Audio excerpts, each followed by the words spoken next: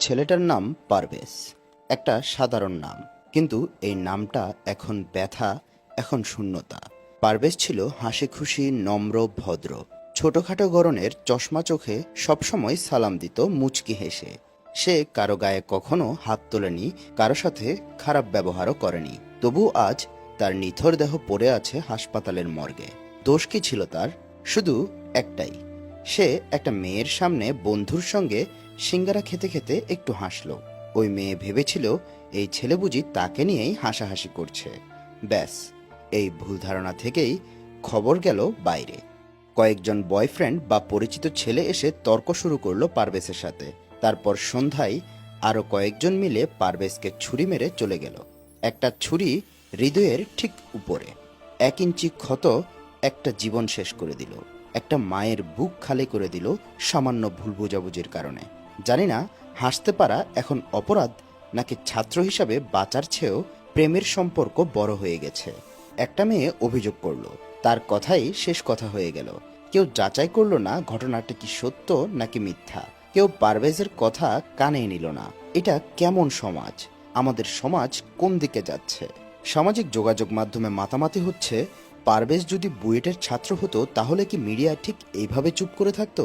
সে textile engineer হতে চেয়েছিল, দেশের জন্য কিছু করতে চেয়েছিল সে, কিন্তু আজ তার স্বপ্ন রক্তে ভেসে গিয়েছে।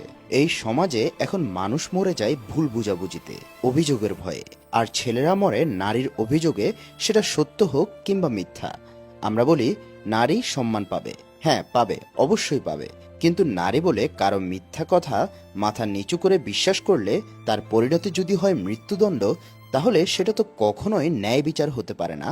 অবশ্যই সেটি অন্যায়। পারভেজের বিচার চাই। এই সমাজে যেন কোনো ছেলে কোনো মেয়ে এমনভাবে না মৃত্যুবরণ করে।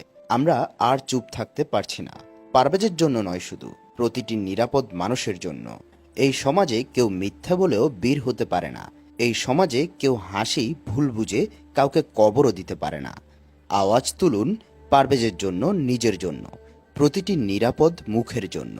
পারভেজ ছিল একজন ভাই, একজন বন্ধু, একজন মানুষ। তার রক্তের দাগ এখন আমাদের নীরবতার মুখে।